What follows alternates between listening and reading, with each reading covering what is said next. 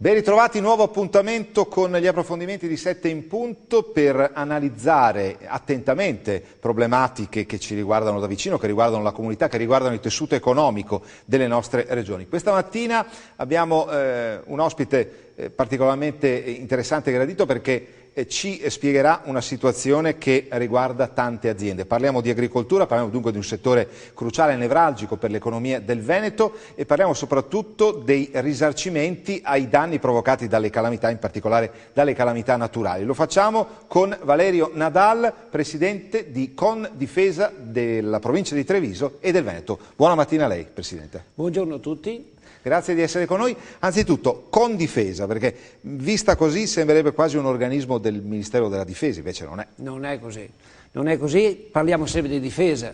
Difesa del nostro reddito, difesa del nostro territorio, difesa delle aziende agricole, perché quando si parla di reddito si parla di aziende agricole, perché se c'è reddito c'è continuità, c'è investimento, c'è modo di dare futuro alle nostre aziende.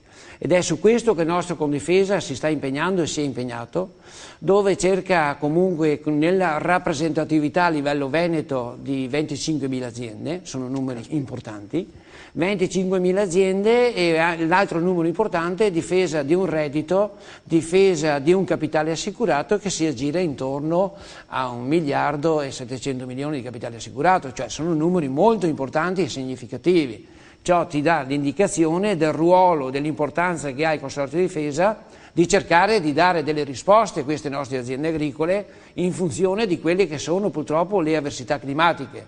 Oggi parlare di cambiamento climatico non è più una novità o di una eccezionalità.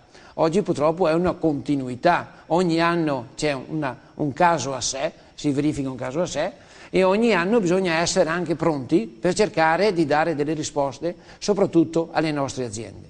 Sono stati anni, gli ultimi, molto piovosi, a parte forse il 2016, che è stato un po' più rispettoso delle scadenze delle stagioni, ma insomma dobbiamo dire che dal 2010, l'anno famigerato dell'alluvione, ad oggi insomma sono stati ripetuti casi proprio di calamità, non solo di acquazzoni, proprio vere e proprie catastrofi. Ma oggi, se guardiamo gli eventi, ogni anno si verifica una catastrofe, chiamiamola così, diversa dall'anno precedente. Ogni anno un anno a sé, dicevo prima. Purtroppo se guardiamo ad esempio il 2016, il mese di maggio e giugno sono stati 2 mesi piovosi con temperature anche alte. Cosa è successo in questi 2 mesi? Perché la pianta risponde a quelle che sono le condizioni climatiche. Le piante non vivono sotto un tetto, ma vivono sotto il tetto del cielo, praticamente sono molto influenzate da quelle che sono le condizioni climatiche. Cosa succede? Ad esempio quest'anno ha determinato una forte vigoria vegetativa durante quel periodo. Dopo il mese di luglio e agosto ci sono stati dei cambiamenti di temperature e le piante comunque sono andate sotto stress. È chiaro che andando sotto stress si sono determinate e verificate quelle ampeleopatie che hanno creato dei problemi. E qui mi riferisco ad esempio al problema del mal dell'esca. Ecco, oggi, quest'anno tutti parlavano del mal dell'esca. Cioè le piante di fronte a questo problema del mal dell'esca, dove che comunque si determina una riduzione produttiva praticamente del prodotto stesso, ma colpisce direttamente la pianta, dove non esiste tuttora un fitofarmaco in grado di darmi la sicurezza, cioè quella medicina, chiamiamolo così, chimica, in grado di portare la pianta a risolvere il problema alla pianta alla radice. Allora noi cos'è che abbiamo fatto parlando del mal dell'esca, di questa ampleopatia? Non essendoci delle risposte chimiche, e noi abbiamo creato un fondo mutualistico, dove oggi il reddito viene difeso da un prodotto assicurativo, ma una ampleopatia non viene difesa da un prodotto assicurativo. Ecco che il Consorzio si è impegnato per cercare per dare comunque una risposta di una necessità degli agricoltori, perché noi spesso rappresentiamo 25.000 agricoltori, ci incontriamo con gli agricoltori, parliamo con gli agricoltori, sentiamo quali sono le loro necessità e cerchiamo di trasportarle nel territorio.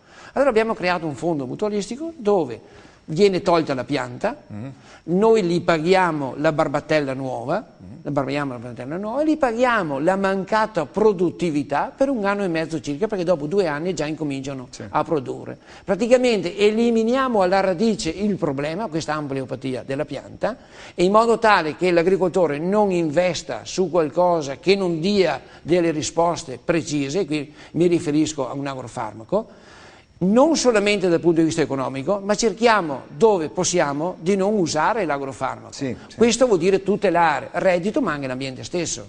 Sì, ecco, perché c'è anche questo discorso, il fitofarmaco, l'impatto ambientale, insomma ci sono tanti aspetti anche da tenere in considerazione, che anzi l'agricoltura tiene molto in considerazione, perché se c'è un settore che è particolarmente rispettoso di quelle che sono le regole dell'ambiente è stato proprio l'agricoltura. In questi anni sono stati fatti passi da gigante, se non andiamo errati, no? Beh, io lo dico sempre che il prima sentinella del nostro ambiente sono gli agricoltori. L'agricoltore ha l'interesse primario di cercare comunque di produrre sano e genuino per alimentare i nostri clienti, che sono i consumatori, ma nello stesso tempo ha il dovere sacrosanto di cercare di trasportare ciò che noi abbiamo ereditato, perché la terra, l'ambiente lo abbiamo ereditato e lo lasceremo in eredità a chi succederà dopo di noi. L'impegno nostro è di cercare di lasciare quella eredità possibilmente, non come l'abbiamo ricevuto, ma anche meglio. Questo è l'impegno dell'agricoltore, questo è l'impegno del Consorzio di Difesa, e noi su questo cerchiamo, anche quest'anno abbiamo fatto delle prove dimostrative su campo, su una zona di Conegliano, sia nella zona pianura che nella zona di collina, per dimostrare che effettivamente si può, lavorando con la meccanica, ridurre quella chimica che tutti ne parlano, però bisogna entrare in merito su questo. Bisogna dimostrare che l'agricoltore, se sostituiamo la chimica, siamo in grado con la meccanica di dargli la garanzia che comunque riesce a fare reddito e riesce a produrre. Questo è il nostro scopo, il nostro impegno. Cioè garantire la produttività, insomma, attraverso un rispetto dell'ambiente, insomma, che sia in linea con quello che è la strategia, insomma, dell'agricoltura, soprattutto in questi ultimi anni. Con Difesa, la prima domanda che le vogliamo rivolgere è: questi fondi di cui dispone Con Difesa, cioè da dove arrivano? Nel senso, voi siete un ente preposto alla salvaguardia di quelle che sono le calamità naturali, per cui disponete di fondi. Questi fondi arrivano dal Ministero? Allora, questi fondi arrivano parte dal Ministero, oggi arrivano dalla Comunità Europea. Allora, noi siamo gli interlocutori tra il mondo dell'agricoltura e il mondo, chiamiamolo, contributivo. E dall'altra parte ci sono le compagnie di assicurazioni. Ecco, insieme all'interno di questo gruppo cerchiamo di creare un prodotto che sia accessibile, praticamente che non costi tanto, anche perché ci sono delle difficoltà, cioè bisogna cercare che questo prodotto dia delle risposte, che non costi tanto, ma che sia in grado comunque di intercettare la parte contributiva. Non dimentichiamoci che oggi c'è una grossa attenzione da parte della Comunità Europea nei confronti del settore primario dell'agricoltura, per cercare di dare quel finanziamento in grado di tutelare l'agricoltore. Oggi l'unica forma di sostegno che ha l'agricoltore è un sistema assicurativo agevolato che arriva fino al 65% dell'abbattimento del costo della polizza assicurativa. È un contributo abbastanza sostanzioso, cioè è importante, e dà la possibilità all'agricoltore comunque di ridurre quel costo, ma nello stesso tempo di avere la garanzia che a fine anno comunque vada venga risarcito. Con Difesa è una realtà che si vuole anche, per così dire, radicare nel territorio, per cui sono anche importanti le iniziative che avete, per esempio, con il mondo della scuola. Beh, il mondo della scuola, mi fa piacere che mi faccia questa domanda, perché la scuola è il futuro. Cioè noi, quando parlavo di eredità che dobbiamo lasciare ai giovani, è la scuola. Quando si parla di scuola noi abbiamo la fortuna di avere... Io sono di Conegliano, la scuola etnologica di Conegliano è conosciuta nel mondo, cioè questi ragazzi che sono, parlo della scuola di Conegliano, ma a livello veneto ci sono diverse scuole agricole. Questi ragazzi che frequentano queste scuole sono figli nostri, oppure sono dei ragazzi che frequentano queste scuole e che un domani andranno all'interno delle nostre aziende e sicuramente grazie alla loro professionalità, capacità, impegno saranno in grado di portare un valore aggiunto alle nostre aziende. Le nostre aziende hanno bisogno di crescere, di evolvere, di essere innovate, di dare quelle risposte che oggi il mondo chiede. Oggi si parlava di ambiente, di territorio, di cercare di avere quel prodotto che abbia delle caratteristiche che il consumatore oggi cerca, la garanzia. Oggi il consumatore deve sedersi a tavola e non deve avere il problema di dire ma questo vino da dove arriva, l'etichettatura, il prodotto. La scuola è il nostro futuro. Noi con le scuole facciamo diverse iniziative perché ci crediamo e vogliamo trasportare le nostre esperienze del Confdifesa all'interno della scuola, lo stiamo facendo, stiamo distribuendo delle borse di studio presso la scuola, in modo tale che questi ragazzi siano motivati, siano incentivati. Infatti. E le dirò che non pensavo, però c'è molto interesse da parte di questi ragazzi verso il settore primario, verso il mondo dell'agricoltura. Meno male. C'è molto interesse, non pensavo, però li vedo molto attenti, molto interessati e loro vedono il futuro proprio nella scuola, perché l'impegno che loro in questo momento danno nelle iniziative che noi stiamo cercando di attivare come consorzio, lo fanno in orario extrascolastico. Ah, addirittura. Perciò nell'orario extrascolastico uno di 18-20 anni certamente ha altri scopi, altri motivi perché vuole andare a divertirsi. Però negli orari extrascolastici affianca l'attività del consorzio, lo fa suo ed è portavoce presso le proprie aziende della scuola di iniziative che noi stiamo facendo. Beh, questo è un grande risultato, crediamo, di cui va orgogliosa Confdifesa, perché insomma è la realizzazione anche di un progetto, cioè vedere questi giovani abbracciare in maniera così entusiasta. Sa che fino a qualche anno fa si diceva, adesso per fortuna c'è un po' di ritorno, i giovani non hanno più niente a che fare con la terra. Fortunatamente il trend sta un po' cambiando in questi ultimi anni, no? Anche giovani imprenditori, cioè persone che decidono di applicare quella che è la loro formazione a quella che noi, insomma, è la nostra madre, la terra, no? Ma io vedo, guarda, che questi ragazzi, adesso stiamo portando avanti un'iniziativa anche col Ministero della Pubblica Istruzione. Ecco, io ho partecipato a degli incontri anche giù a Roma con l'industria 4.0.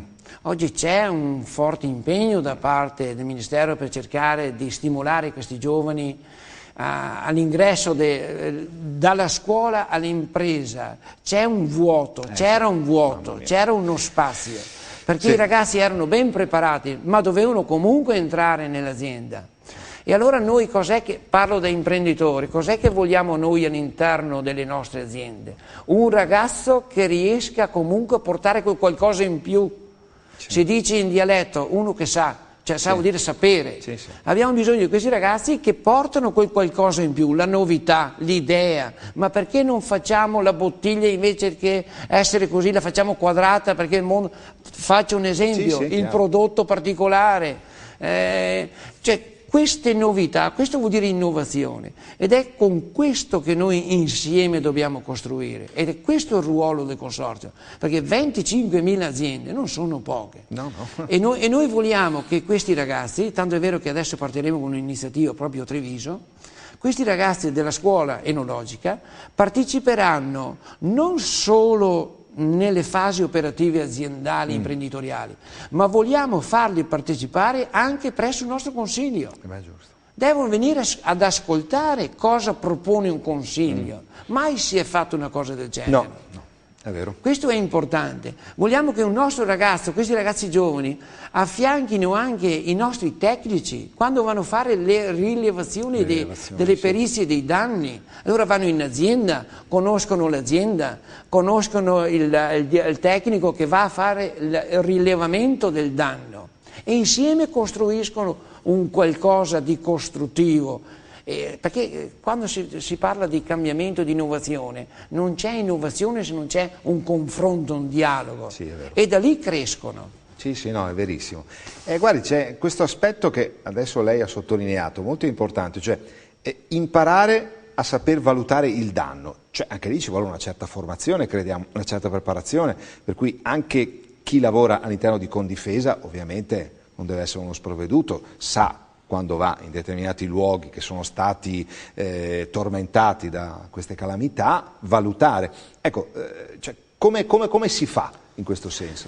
Ma guardi, lì ci vuole l'esperienza. Esperienza, sì. Lì c'è bisogno, oltre alla conoscenza, c'è bisogno di tanta esperienza. Perché la valutazione del danno è una forbice che comunque non deve essere larga, perché c'è l'agricoltore che si aspetta che comunque venga risarcito, non vuole regali l'agricoltore.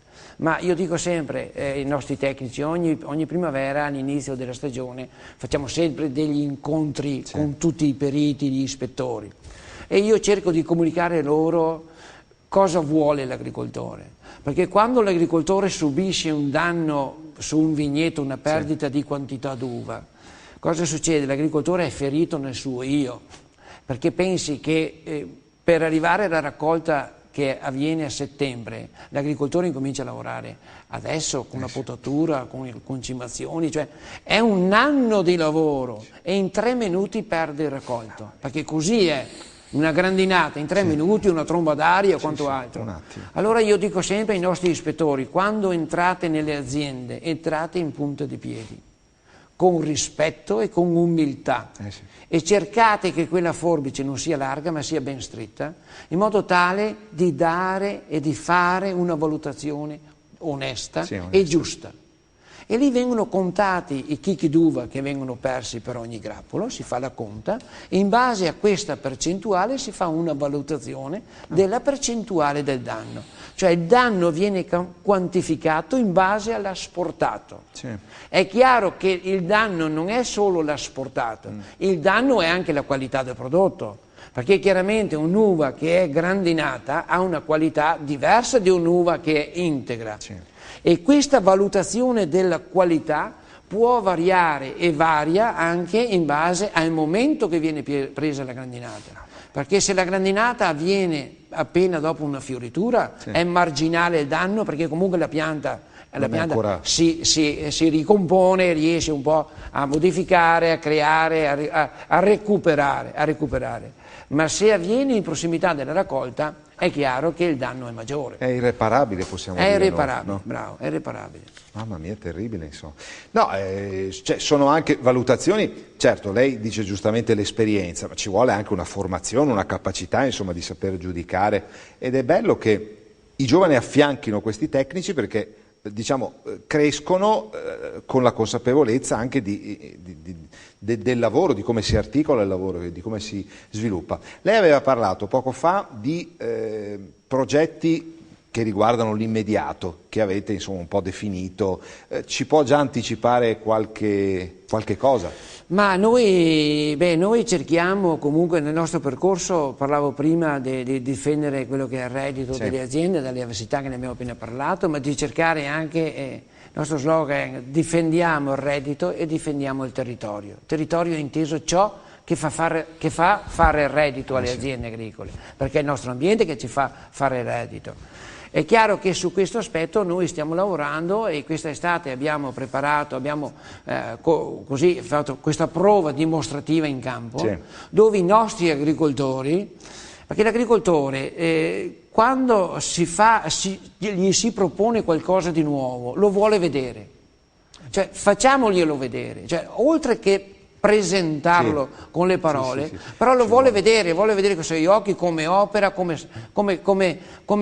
magari riesce a difendersi magari o controllare, faccio un esempio, le malerbe nei filari delle viti. Ed è su questo che noi, esempio, quest'anno abbiamo fatto una prova dimostrativa dove abbiamo avuto una forte partecipazione, pensi che c'erano 100 macchine che proponevano la loro operatività. Ognuno aveva un suo mezzo, un suo sistema. Noi su questo, proprio ieri sera l'abbiamo deliberato presso il nostro consiglio, parlo di Treviso, un'iniziativa nuova dove che con la Confindustria regionale, che ci dà l'appoggio, vogliamo invitare però non solo i rivenditori, vogliamo partire dal costruttore.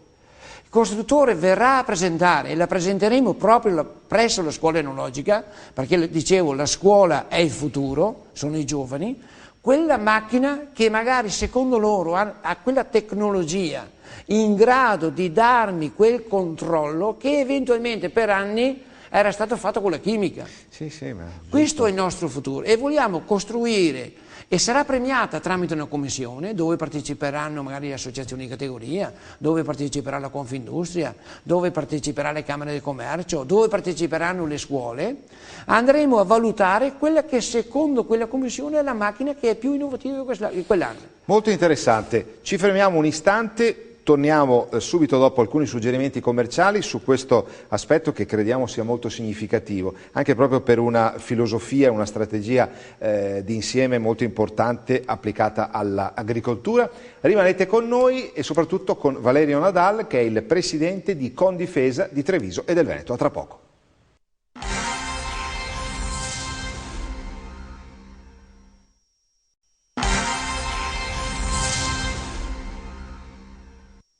Secondo momento di 7 in punto, siamo con Valerio Nadal, presidente di Condifesa di Treviso e del Veneto. Si parlava di un processo molto interessante, cioè il coinvolgimento delle case madri, le case produttrici in questo progetto di meccanizzazione che vuole un po' ovviare a quelli che sono i trattamenti attraverso la chimica, no? Come dicevate voi. Però è importante anche il coinvolgimento. È una specie, come dire, se ce lo consente, dell'applicazione del concetto di tracciabilità alla meccanizzazione dell'agricoltura, no? Ma secondo noi se vogliamo crescere insieme il matrimonio lo vogliamo fare insieme, Sì. perché è così che si cresce insieme. E noi dobbiamo anche essere, se siamo portavoce dell'esigenza di quello che vuole l'agricoltore, perché l'agricoltore ha fame delle novità ed è pronto a investire sulle novità, è pronto a tutelare il proprio territorio, il proprio ambiente, il proprio reddito, cercando comunque di avere quella novità meccanica, investe su quello. Perché vogliamo invitare le Camere del Commercio, le associazioni di categoria? Perché ed è proprio su quella novità che dobbiamo noi spingere, cercare anche, perché no, che ci sia anche un'agevolazione, un contributo, diamo un aiuto all'agricoltore per l'acquisto c'è già, però cerchiamo di stimolarlo. Questo modo, questa politica, questa rappresentatività politica per costruire questa sinergia. Questo è il nostro futuro. Quando si parla di forum, si parla di confronto. Quando si parla di confronto, le aziende costruttrici sono anche stimolate a confrontarsi tra di loro, perché è uno stimolo a dire ma voglio io essere quella che ho il prodotto migliore per il controllo delle malerbe, voglio essere io che ho cioè è uno stimolo. Noi dobbiamo stimolarle a fin fine che tutte le aziende riescono a dare il meglio di loro stessi. Cioè è un impulso al mercato. È un impulso al mercato. Non è un indifferente. impulso al mercato. Senta, con quello che lei ci sta spiegando c'è sempre più la consapevolezza, magari non sempre si ha questa consapevolezza che cioè, l'agricoltore è un imprenditore che, è vero, anche altri imprenditori rischiano tutto, ma come diceva lei, l'agricoltore in 2 minuti vede rovinato il lavoro di un anno, per cui cioè, è anche un mestiere un po' ingrato da quel punto di vista. Abbiamo parlato di aspetto assicurativo. Voi siete l'unica realtà che applica i fondi mutualistici, giusto? Beh, noi è stata una soddisfazione perché siamo sempre in continua evoluzione, cioè rappresentare oggi un mondo agricolo significa non rappresentarlo e basta, la parola è fine a se stessa, rappresentarlo significa anche cercare di dare delle alternative, delle risposte, qualcos'altro. Allora noi nel 2009 abbiamo iniziato, la chiamo sempre una palestra. Abbiamo iniziato a dire, ma perché non creiamo un qualcosa, un fondo mutualistico? Perché spesso se ne parla, però nessuno mai lo ha fatto. Lo applica, sì. Allora noi siamo partiti cercando comunque di raggruppare un gruppo di persone, di agricoltori, che per mentalità ce l'ha, l'agricoltore ce l'ha, la mentalità di mettere da parte qualcosa e di tirarlo fuori quando gli serve. Sì. Questo è il fondo. Siamo partiti con delle idee nel Trevigiano, le idee che hanno riscontrato un successo e un interesse e un consenso e una consapevolezza da parte degli agricoltori. Da lì l'abbiamo allargata a livello Veneto, l'abbiamo allargata a livello non solamente in Veneto ma anche nel Friuli Venezia Giulia. Vi do 2 numeri che sono importanti. Allora abbiamo creato delle iniziative mutualistiche sui cereali e l'abbiamo creata anche sulle arboree, soprattutto sulla vite. Sì. Tanto per dirvi, in questi 5-6 anni abbiamo risarcito, pagato danni per circa 1,6 milioni, 1,7 milioni e abbiamo anche accantonato, io lo chiamo sempre soldi degli agricoltori per gli agricoltori, dei risparmi accantonati, un altro 1,6 milioni, 1,7 milioni. Che questi soldi servono per essere utilizzati di fronte a qualcosa che magari si verifica ed è inaspettato. Noi sul mais, tanto per dirvi, quando siamo partiti il costo per ettaro si girava intorno ai 20-25 euro ed andavamo a risarcire danni, esempio da animali selvatici. Sì. Quanto se ne parla di problemi di animali selvatici?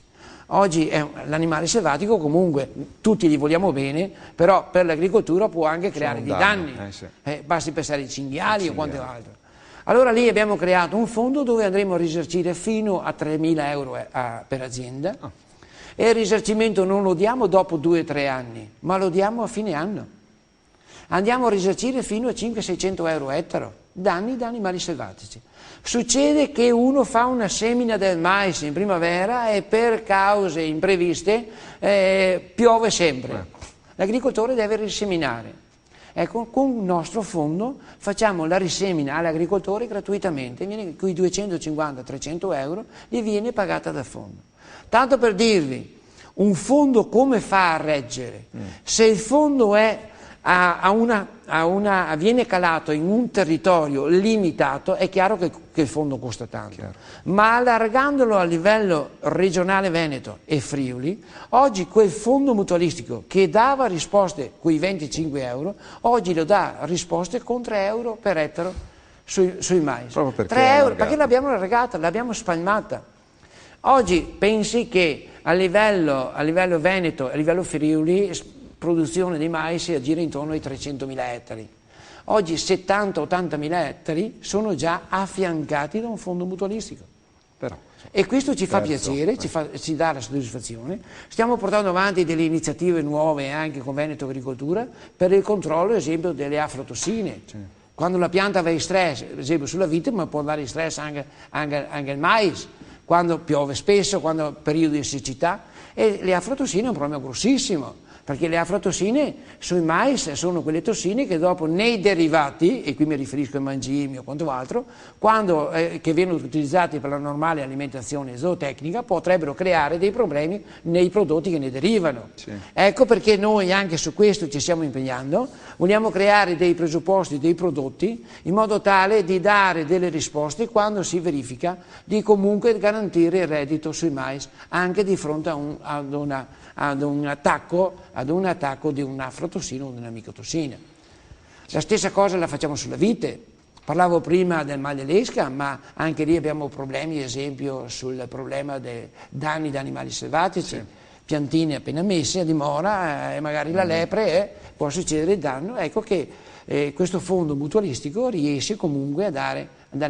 Noi ci crediamo a questo fondo mutualistico perché si è verificato che l'agricoltore, l'imprenditore lo sente suo. Sì. Sì, non è come un qualcosa che compra, ma è qualcosa che ha creato lui e lui sa che comunque ha una garanzia, cioè sa che se lì succede qualcosa comunque c'è qualcosa che gli agricoltori mettono a disposizione per lui. La tromba d'aria di quest'anno, pensi che a Treviso noi quest'anno pagheremo 140-150 mila euro di danni da tromba d'aria. Pensi che il fondo mutualistico per le colture arboree, mi riferisco nella vite, tanto per parlare dell'entità del costo, perché alla fine è importante è avere il prodotto ma anche il costo, vada a aumentare quelli che sono i prodotti assicurativi, cioè la polizza assicurativa che mi copre dalle catastrofi, sì. O quanto altro, ma il fondo mutualistico sulle arboree, mi riferisco sulla vite, si aggira intorno ai 10 euro. 10 euro ettaro è niente, no. È niente, però siamo in grado di rispondere, siamo in grado di fare in modo garanzia. Che l'agricoltore lo senta suo. Sì. Lo senta suo. Beh, diciamo che è anche una rivoluzione anche nell'ambito stesso assicurativo, no?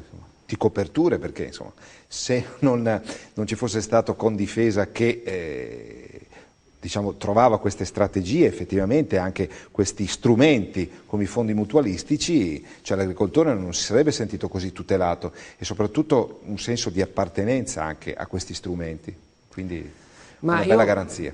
Io vedo che noi facciamo diversi incontri con gli agricoltori, noi ci troviamo spesso con gli agricoltori, le cooperative ci invitano e noi vogliamo di essere veramente portavoce della base.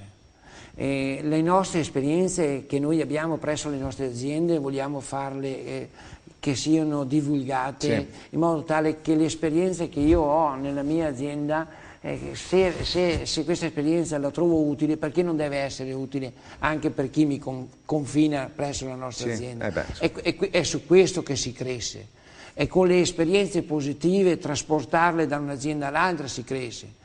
Noi con i fondi mutualistici ne siamo orgogliosi, è un fondo che abbiamo attivato, io dico sempre i soldi dei contadini, per i contadini, l'agricoltore per l'agricoltore, e ne siamo orgogliosi anche perché questi fondi non hanno ricevuto nessun contributo pubblico ad oggi, li abbiamo costruiti noi. E stiamo aspettando, c'è questa possibilità adesso con il nuovo sistema contributivo europeo, dove comunque la comunità europea se ne parla e forse riuscirà a partire quest'anno oppure un altro anno con anche un contributo sui fondi mutualistici, perché sono diventati una realtà. Perché non possiamo finalizzare un contributo anche là? Certo. No, indubbiamente. Come vedete sono argomenti molto interessanti che il nostro ospite di questa mattina, Valerio Nadal, presidente di Confindifesa di Treviso e del Veneto, ha analizzato e anche spiegato in maniera molto esauriente. Però eventualmente per ulteriori approfondimenti c'è la possibilità di contattare le vostre sedi, no? Di Confindifesa? Noi ogni provincia ha una sede, a Verona addirittura ce ne sono due, perciò noi invitiamo sempre gli agricoltori di essere in contatto con il consorzio, perché il consorzio di difesa non è del Presidente o del Consiglio, il consorzio è di tutti noi, è degli agricoltori, è suo. Io lo dico sempre agli agricoltori, ricordatevi che il consorzio è un mezzo vostro, è una macchina vostra, usatela. Telefonate al consorzio, chiedete al consorzio se avete problemi magari anche nei risarcimenti con qualche tecnico che secondo voi non risponde a quelle che sono le realtà del danno, chiamate il consorzio, sentite il consorzio, costruiamo col consorzio. È una macchina che deve essere utilizzata per l'agricoltura a sostegno dell'agricoltura. Grazie a Valerio Nadal, presidente di Confindifesa di Treviso e del Veneto, buon lavoro. Grazie a tutti voi. Grazie al nostro ospite, a voi che ci avete seguito, ci fermiamo qualche istante, torneremo con un altro ospite in studio. A tra poco.